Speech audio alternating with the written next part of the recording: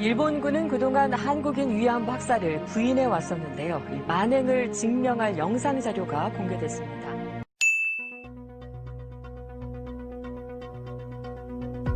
정진성 교수팀이 위안부 학살의 증거라며 제시한 이 동영상은 1944년 9월 13일 미중연합군이 버마 윈난성의 텅충을 점령했을 당시 1944년 9월 15일 미군 164중대에서 촬영한 것이다. 정진성 교수팀은 이 동영상 속 시체들이 학살당한 조선 위안부라 단정했다. 그들이 제시한 근거는 바로 미군 G-3 작전 일지 보고서다.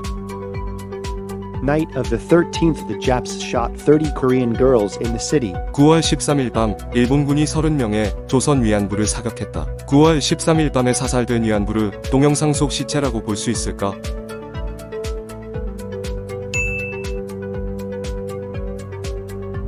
동영상의 시체가 발견된 곳은 멀리 산등성이가 보이는 내봉산 기슭. 부패가 심하게 진행되어 중국군 병사들이 수건으로 코를 막고 있고 시체는 파리대로 덮여있다. 정진성 팀의 주장처럼 하루 전날 밤 사망한 시체가 맞는가? 팩트는 9월 13일 밤 일본군은 거기에 없었다는 것이다.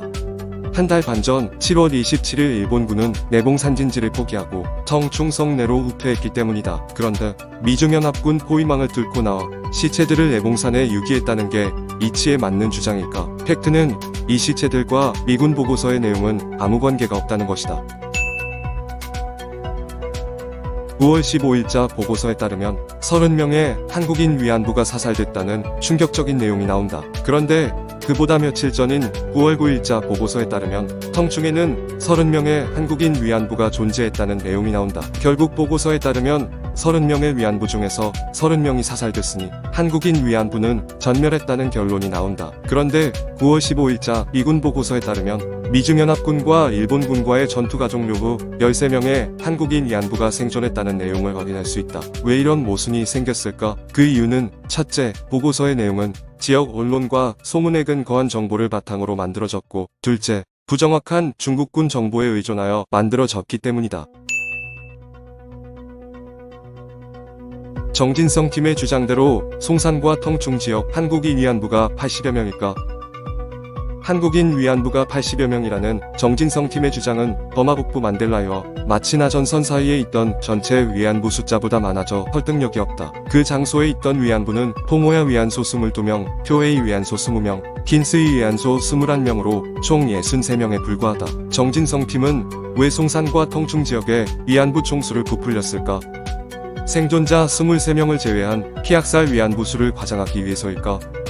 자료를 확인해보면 텅충 지역에는 30명의 한국인 위안부들이 존재했다. 이들 중 13명의 생존은 공식적으로 확인됐고 나머지는 생사불명이다. 생존 병사의 증언에 따르면 그곳을 탈출한 조선 위안부는 20-30명 정도였고 또 다른 생존 병사의 증언에 따르면 그가 텅충이 함락되기 직전에 조선 위안부 30명에게 투항을 권유하고 탈출시켰다고 한다. 결론적으로 생존한 13명 외에 나머지 위안부의 전원이 학살당했다고 볼 근거는 없다. 송산 지역 위안부도 마찬가지다. CBI의 생존 위안부 인터뷰에 따르면 송산 지역에는 24명의 위안부가 있었고 이들 중 10명은 생존했으나 나머지는 미중연합군의 폭격으로 사망했다는 것을 알 수 있다. 정진성 팀의 주장대로라면 미중연합군의 폭격으로 죽은 것도 일본군에 의한 학살이 되는 이상한 결론에 도달하게 된다. 이상에서 보듯 논리적 비약으로 점칠된 위안부 집단 학살론은 국민들로 하여금 극도의 분노를 유발케 하며 그것을 위한 자료의 과장과 왜곡은 누구를 위한 죽음의 선동인가 하는 의문점을 남게 한다. 따라서 이러한 반일 종족주의는 반드시 철폐되어야 할 것이다.